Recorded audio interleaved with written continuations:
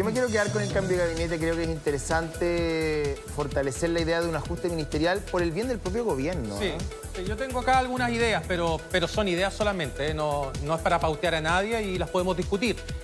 Tenemos un elenco que es estrecho, sí. No tenemos un gran elenco al que el presidente le podría echar mano.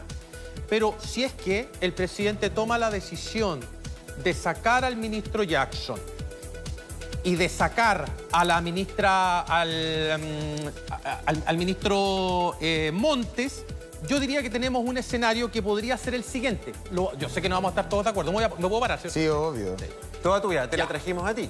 Acá tengo al presidente. Supongamos que tanto el ministro Jackson como el ministro Montes salen del gabinete. ¿Cuál sería mi equipo? ¿Ya? Aquí estamos hablando de equipo. Perdón, pero antes... es que quiero saber bien, porque yo no... ¿Qué pasa con Ávila? O sea, es que el gobierno... Educación. Es que el gobierno... Permiso. Lo que pasa es que yo tengo una pregunta respecto al ministro de Educación. ¿Por qué? Usted va a decir que tiene que ver... Si no lo quiero mezclar con las fundaciones, pero... Enfrentar una acusación constitucional, que entiendo que se vota el 12, no sé, que me tienen que chequear el tema, porque yo... El próximo miércoles. Ya, ok. Si ese escenario es desfavorable para Ávila, el gobierno... O sea, si yo soy el presidente y sé que estoy en este contexto de discusión sobre corrupción, donde está uno de mis partidos involucrados, y además voy a enfrentar una acusación constitucional contra un ministro de Educación, prefiero sacarlo antes. Es como lo que hizo Víctor Pérez. Sí, que se fue antes de que por el tema de camiones... porque en el fondo... Bueno, Chadwick también. Entonces, yo no sé bien cuál es el calibre de la acusación. Si están los votos o no para votar a Ávila. Porque sería una manera, digamos, interesante si ya... Salvo a educación en términos de que hago el cambio en educación para que no lo acusen, no lo destituyan. Y al mismo tiempo corrijo lo que haya que corregir por casos fundaciones. Y además, o sea, claro. acuérdate que en la política se tratan de hacer esas anticipaciones, como tú dices, de sacarlo antes, no solamente para evitar el bochorno o el momentazo, sino que porque la acusación constitucional, si se aprueba, deja fuera de la función pública por 5 años inhabilitado. Entonces pierdes a un capital entonces, político. ¿qué pasa con Ávila? ¿Tú qué crees que va a pasar con Ávila? Yo coincido contigo, sale más barato sacarlo ahora que sacarlo después de la acusación o en medio de la acusación, sobre todo si la expectativa es que va a ser, efectivamente... Si fuera hoy día, están si los fuese votos. hoy día, estarían los votos. Ayer hablaba yo con un diputado, me decía, mira, si es hoy día, estarían los votos. Sí, están. Sí. ¿Están? ¿Tú decís que sí? Sí. Sí. O sea, si lo quieren sacar, potencialmente hoy día están los votos para hacerlo. Último minuto. ¿Qué pasó ahora? Paren las prensas. Hay novedades del Palacio de Gobierno, no sé si están llamando ministros, saliendo ministros, algo está pasando y hay una fuente que quiere hablar también, me dicen con Natacha, que llegó espontáneamente al móvil. No. Parece. Todo espontáneo allá. Todo espontáneo. Sí. Miren con quién estoy. Con la alcaldesa ¿Pero Evelyn qué Matei, está haciendo ahí la tía que nos encontramos Evelyn? con Se ella, y acerca también cada con vez más a la Natalia moneda, Strack, oye. Flores.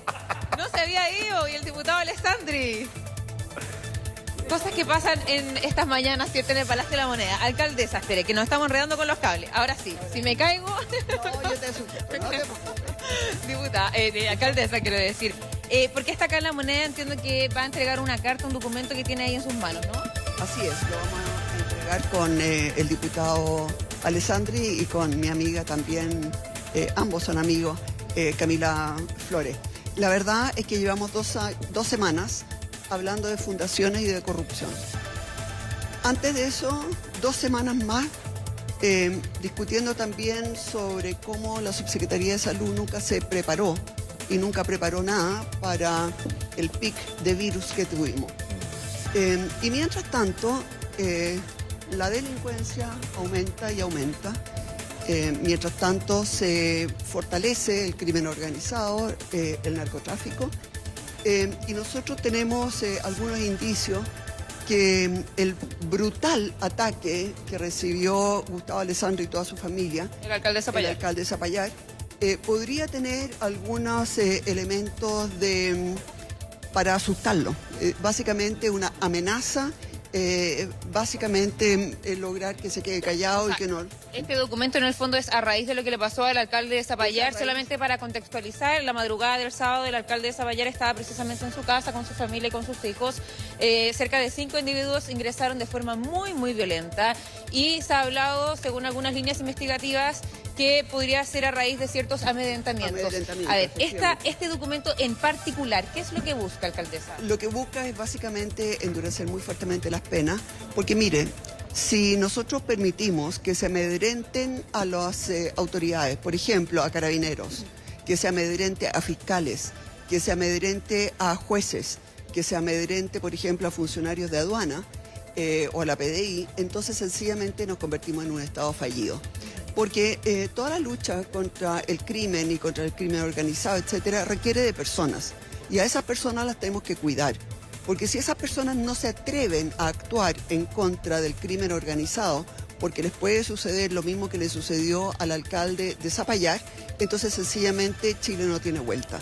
Y por eso que venimos a tomarnos este tema. Mire, yo entiendo que toda la noticia está en el tema de las fundaciones y de la corrupción, pero yo lo que quiero señalar es que o nos preocupamos rápido del tema de la delincuencia, del crimen organizado, del narcotráfico, o sencillamente Chile no tiene vuelta. Así es, bueno, una agenda de seguridad que se ha conversado y hablado. Alcaldesa, solamente espéreme un segundo, tengo que preguntarle por el caso de las fundaciones, un segundo antes de irnos, pero porque tienen que entrar, pero ¿qué le parece lo que ha pasado? Se ha hablado, bueno, sabemos que el senador Latorre ya tenía conocimiento, ¿cierto?, de este caso de fundaciones. Ayer se le consultó al gobierno si es que tenía conocimiento. El ministro Cordero finalmente dijo que los ministros se enteraron con la publicación de este caso.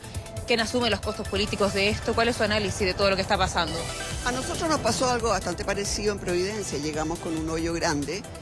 La alcaldesa no sabía del tema, pero eran personas de Revolución Democrática los que estaban a cargo y nos dejaron un hoyo de 7.000 millones de pesos. La justicia no actúa rápido. Llevamos ya 6 años con ese juicio y todavía no pasa nada. Y lo que quiero señalar es que aquí... Mire, yo estoy segura de que el ministro Montes es una persona honesta. No tengo duda de que él pueda estar metido, ninguna duda. Pero también no tengo ninguna duda de que ya su gestión se hace bien imposible. ¿Y para qué hablar de la gestión del ministro Jackson? Ellos dos deberían dejar el Palacio. Mire, yo no soy quien para dar recomendaciones, pero la verdad es que se hace muy difícil su trabajo. Pero particularmente el trabajo del ministro Jackson. Él está quemado. Debería haber un cambio de gabinete. Él por lo menos tiene que irse, a mi juicio. No tiene nada que hacer ahí. ¿Qué le parece? O sea, su partido se ha demostrado ser un asco. ¿Un asco? Un asco. ¿Por qué, alcaldesa? Porque la verdad es que las redes de fundaciones y de parientes y de amigos y con llevándose plata del Estado sencillamente no es aceptable. ¿Usted cree que del gobierno tienen más información sobre este caso antes de que estallara mediáticamente? No lo sé, no tengo por qué estar haciendo suposiciones. Alcaldesa, antes de irnos solamente, alcaldesa, bueno, ahí se tuvo que ir la alcaldesa, vamos a ver si podemos también pasar con ellos. Hola, muy buenos días. Alcaldesa, si podemos seguir conversando antes de entrar a este lugar, pero alcaldesa, usted hablaba en el fondo de que... dice la alcaldesa que no puede, en el fondo tiene un punto de prensa acá ya pactado y unas imágenes con la prensa, chiquillos, así que también respetemos el trabajo de los otros colegas que están acá en el Palacio. ¿A qué hora? Bueno, pero si está fuerte las declaraciones de la alcaldesa Matei, Ahora uno podría... que Jackson está quemado y que su partido Revolución Democrática, que, ¿cómo dijo? ¿Qué fue? Quiere un asco. Quiere un asco. O sea... Pero bueno, cuando uno va a las platas políticas, uno podría hacer el mismo juicio de los partidos de derecha, discúlpame. Entonces, no sé si uno... O sea, yo respeto a la alcaldesa, la quiero y tenemos una súper buena relación. No estoy de acuerdo con ella en ese punto en particular, porque tendríamos que decir entonces que SQM Penta, toda la UDI era un asco. ¿Vamos a sostener eso también? Porque si lo hacemos ya, son todos un asco. No, sí, pero sea, sí es lo que ella dice. Yo respeto su opinión. Vamos a escucharla. La diputada Camila Flores, el diputado... ¿La escuchamos, Sandri? Mónica? La verdad es que estamos consternados con Vamos lo que a escucharla, ocurrió a ver. ayer con Gustavo Alessandri, el presidente de la MUCH. Lo primero que quiero señalar es que llevamos ya 2 semanas hablando de corrupción.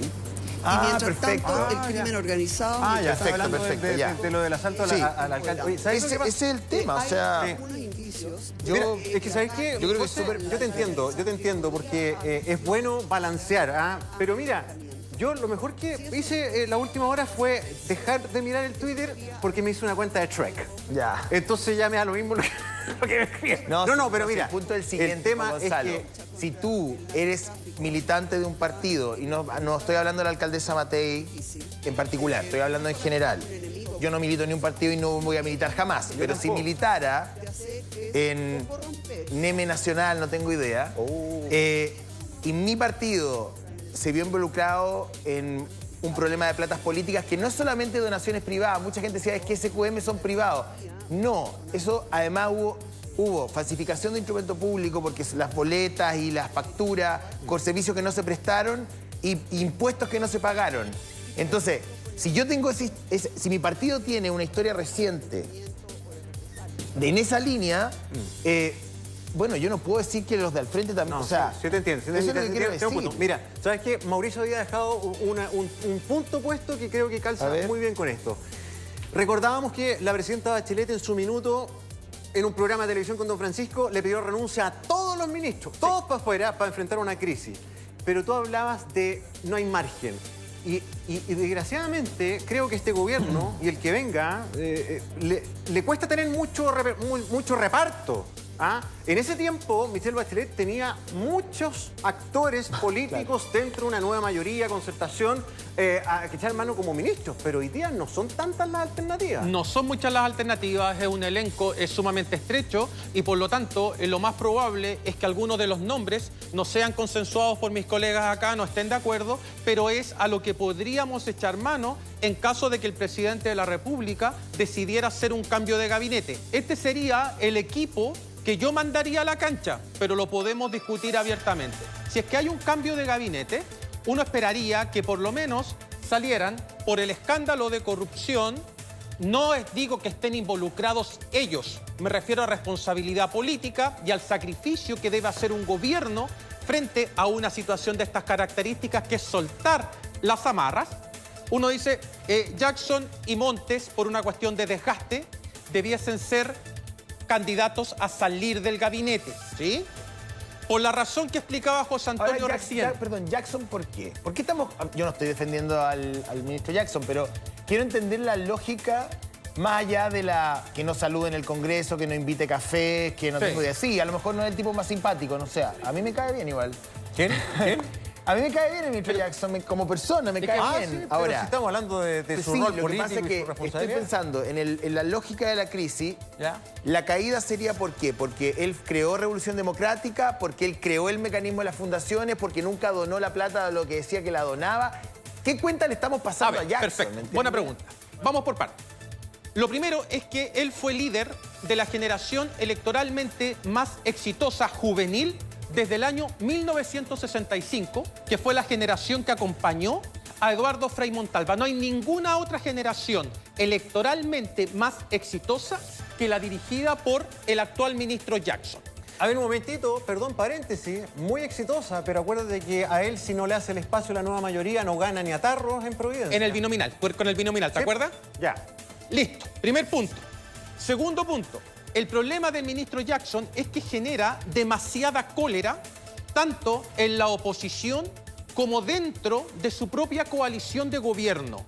Tú puedes generar cólera en la oposición, lo que es razonable, pero si lo haces dentro de tu coalición de gobierno, entonces la situación se comienza a complicar en mayor medida. Tercero, ¿qué percibe la oposición y qué perciben los mismos actores de gobierno? Que el ministro Jackson es una especie de protegido del presidente Boric, lo saca de las Express y lo lleva al Ministerio de Desarrollo Social.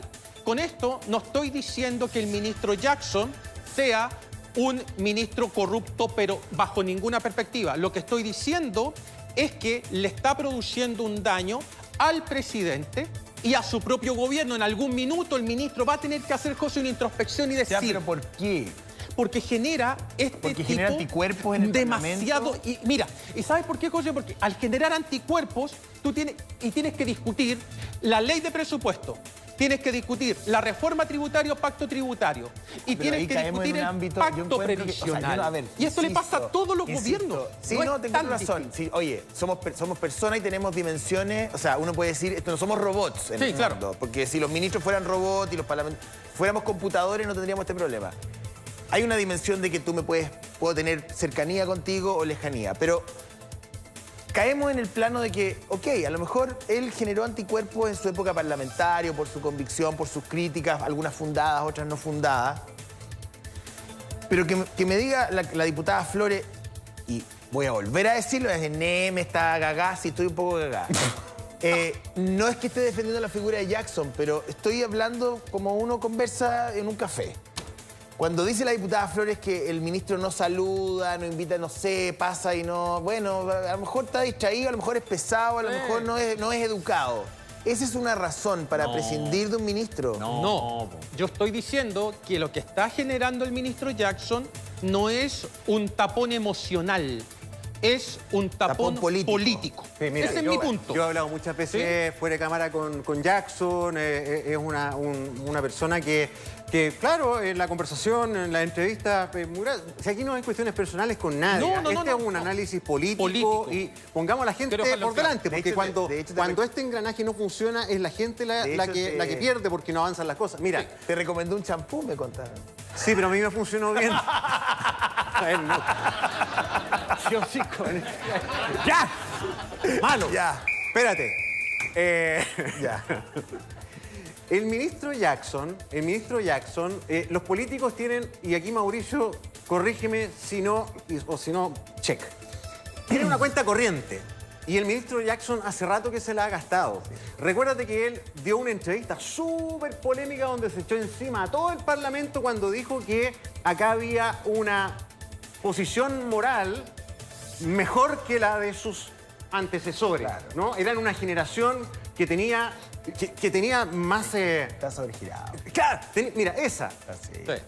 Luego, lo sacan del gabinete de la posición Express porque tenía todo el Parlamento encima. Lo cambian a desarrollo social y ahora viene esto otro. Entonces yo creo que acá, como político, como amigo, o sea, al presidente Boric tienen que darle una mano. Sí. Tienen que facilitarle las cosas. Sí. Creo yo, no sé. Yo estoy de acuerdo contigo. De hecho, creo que la salida del ministro Jackson le va a hacer bien a él, que está sufriendo, le va a hacer bien al presidente, ¿Pero tú crees que Jackson también está está sufriendo? Yo me imagino que si llegas a un congreso y tienes un nivel de encono de las características que él está enfrentando, no creo que lo disfrute mucho. Y el gobierno también está sufriendo. Cuando hay 3 sufrimientos encadenados, sistemáticos, entonces alguien tiene que tomar la decisión. Por lo tanto, yo diría que dentro de este escándalo, las razones son esas. En el caso del ministro Ávila, está lo que decías tú, la acusación constitucional. Y en el caso del ministro de Economía, hay una cuestión de evaluación que ya es tendencia. Independiente de la encuesta que esté midiendo, el ministro Grau siempre aparece en los últimos lugares de evaluación, precisamente cuando necesitamos un equipo económico en el que Mario Marcel tenga una compañía Fíjate fuerte. que hay otra variable súper interesante. Ayer Pepe Out tuiteaba, no sé si pueden buscar ese tuit, porque no me acuerdo la fuente. Él mostraba un estudio, una lámina de un estudio de reconocimiento, donde decía, hay 5 ministros que sobrepasan una barrera importante de reconocimiento. O sea, la gente los conoce. Toa, Vallejo, me imagino que Jara, no sé, más visibles para la ciudadanía. Y hay 8 ministros que la gente no sabe quiénes son.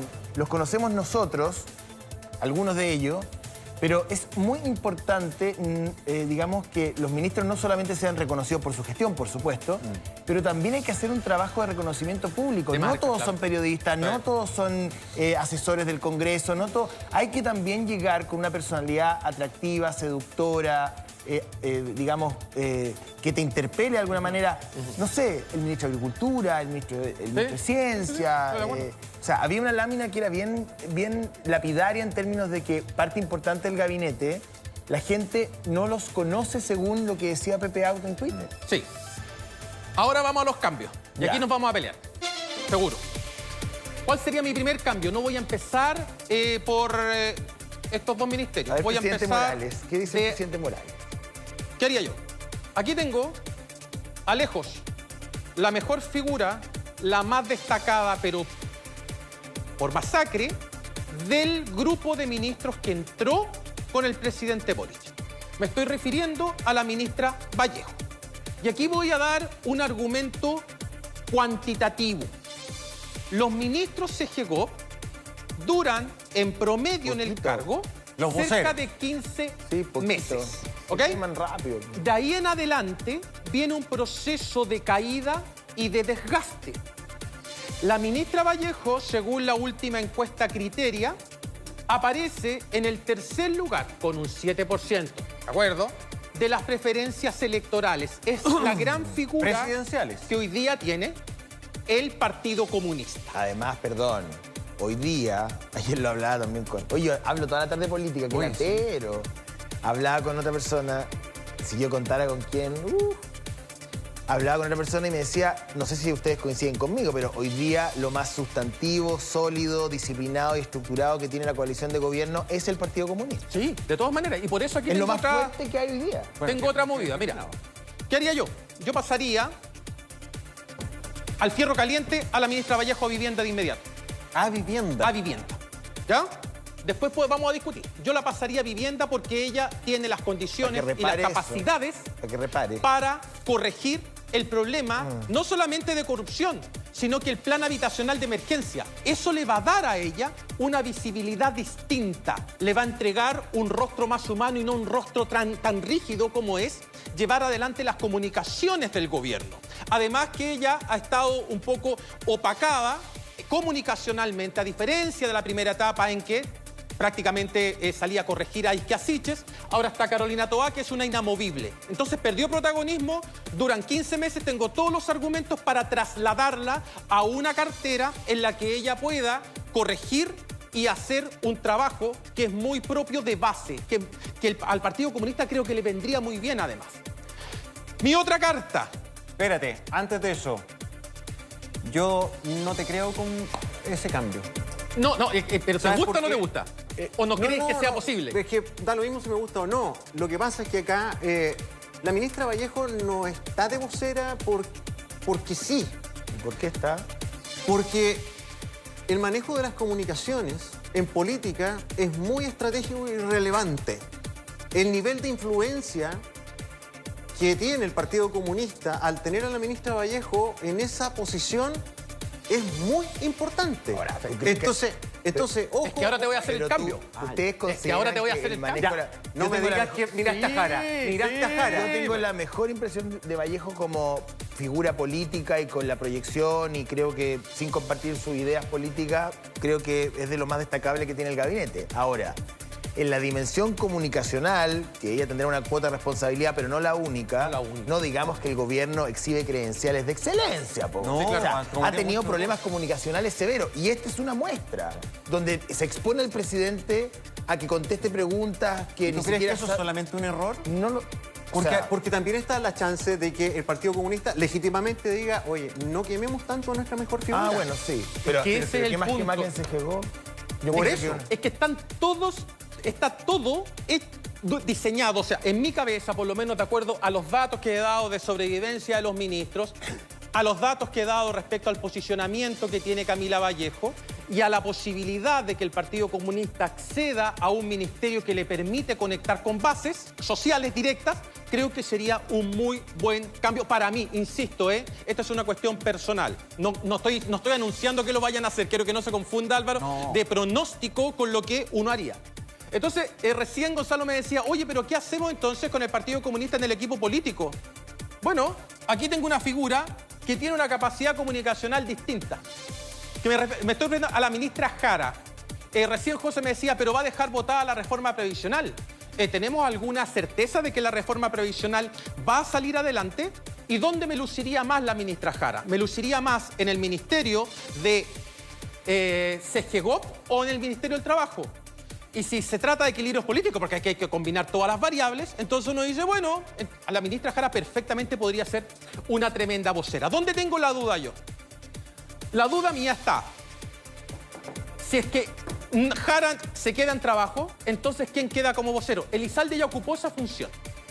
Y tengo la impresión, no sé ustedes, pero tengo la imagen, esto es una cuestión sumamente subjetiva por lo demás, Sí, po. que Elizalde no está muy cómodo en Sexpress. Y yo lo vería más cómodo en Vocería, más cómodo. Por lo tanto, ahí tengo un dilema. Y la otra posibilidad, que me la criticaron de inmediato, pero acá hay que respetar los equilibrios políticos, si esto es así.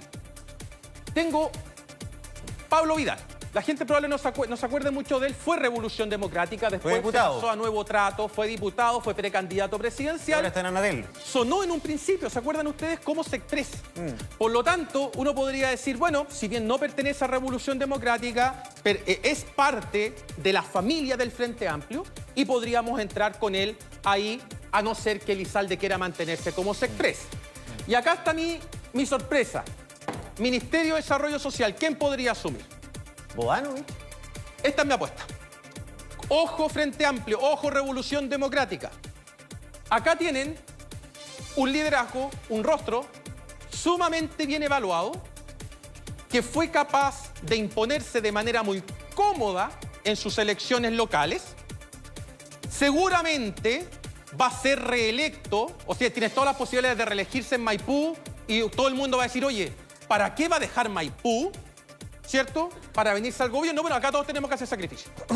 Y estoy mostrando las mejores cartas que hoy día podría tener el gobierno para armar un equipo. Con este equipo yo no pierdo. Este equipo se lanza a la cancha y no pierdo. No hay ninguna opción de perder. Ahora, veamos otra opción.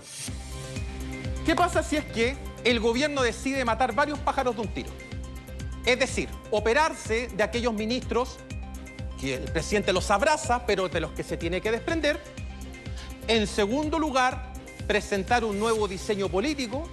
Y en tercer lugar, incorporar a la democracia cristiana. Imaginémonos eso. No me quiero imaginar Imagínate eso. eso. No me quiero imaginar a la democracia cristiana. No. No me pongas en ese escenario. Pero imaginémoslo. Si es solamente estamos, esto es. Oye, no están tan lejos, ¿eh? Pero la democracia cristiana hoy día tranquilo. Pero si imagínate tú. Tranquilo. ¿De verdad vas a hacer convivir a la DC con el PC? Pero tranquilo, déjeme dar el argumento. ¿Qué tiene el café, Mauricio? Hombre? No, déjeme dar el argumento.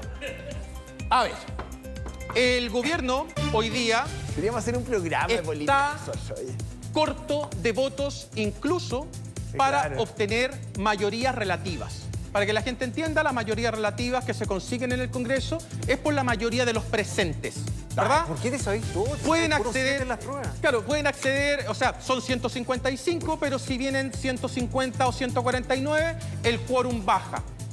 Y el problema del gobierno es que siempre tiene que estar peleando los votitos del PDG, de la democracia cristiana, y se hace dependiente. El pirquineo. Entonces, ¿cuál es mi punto acá? Vuelvo a repetir, no estoy haciendo ningún pronóstico. Yo digo, entrar a la democracia cristiana, si se le invitara a participar del gobierno, entonces hay una figura que es senador hoy día y que tiene las condiciones de jugar como comodín. Me estoy refiriendo al senador Buenchumilla, que adicionalmente pertenece al grupo quizás más progresista de la democracia cristiana. Sería importar un liderazgo desde el Senado que me podría cubrir cualquier área y adicionalmente conquisto los votos de la DC. Me van a decir, oye, pero la DC hoy día ya va como en 6 diputados. Bueno, de esos 6 diputados dependo. En el caso de la acusación contra el ministro Ávila, dependo de esos 6 diputados. Claro, si no, este es un argumento matemático. Todo sirve. No es un argumento ideológico. Todo sirve. Ahora, entonces, amplías la coalición. Sí. Claro, la amplías en el margen, pero como estás ¿te das cuenta cómo la DC... disputando en el margen, entonces te sirve? La DC es como el mentolatum, sirve para todo. Para todo. Para todo. Tiene... De verdad. O sea, ahora, uno podría decir también cómo, insisto con la pregunta, ¿van a convivir la DC y el PC en un mismo gobierno si ya ese ejercicio, ya ese matrimonio no funcionó? Sí, con una diferencia, José, con una gran diferencia, que el Partido Comunista entró como invitado a la nueva mayoría, y ahora la DC entraría como invitada. Entonces, el problema, fíjate, se produce cuando tú tienes dos partidos con diferencias ideológicas de estas características que llegan en el mismo nivel de competencia. La DC no va a entrar a competir, si es que fuese invitada al gabinete, no entraría a competir con nadie. Entraría a entregarle el último balón de oxígeno al gobierno para salvarse, aunque sea en aquellas leyes que requieren mayorías relativas. ¿Sabes qué? Ese es mi punto. A mí me da la impresión, y el esquema que tú planteas bajo tu prisma, ¿no? De lo Sí. que se debería hacer, esto es un análisis político nomás. Yo creo que acá una dificultad súper grande que va a tener el presidente Boric, que siempre le va a pasar a un mandatario, pero esta vez creo que es más fuerte, que acá este tipo de decisiones se tienen que tomar necesariamente con dos barras que se llaman Partido Socialista y Partido Comunista. Hoy día son las que más pesan. Están todos peleados. Son las que más pesan, porque el Frente Amplio ha quedado desgraciadamente muy requete contragolpeado. O sea, le han sacado mucha autoridad Sí, desde pero que empezó el gobierno. después de las declaraciones de la Paulina Bodanovich, la verdad es que... Claro. O sea, si matan a Montes, no de matar o sea, matar políticamente. Ustedes sí. me entienden ya para que no me troleen. Si tú sacas a Montes de una manera poco dignificante para una figura que es tradicional del PS, y además tienes a la presidenta del PS diciendo que se rompieron las confianzas Claro. por el accionar de la Torre, no digamos que hoy día los puentes entre el gobierno y el PS están en el mejor pie, digamos. No. Está difícil. No, sí, es una coalición. Acuérdense ustedes que esta no fue la coalición que ganó la segunda vuelta. Esta coalición se formó entre la segunda vuelta y marzo del año 2021 cuando asume el Ahora, presidente. el punto es que el presidente lleva un año. O sea, ¿alguien se ha dado cuenta que estamos discutiendo esto? Bachelet tuvo el golpe de cabal al segundo año, pasadito el segundo año. Piñera con las boletas, no me acuerdo si Piñera o Bachelet, bueno, no sé, ahí ya tengo una mezcla. Pero siempre es pasado ya un par de años.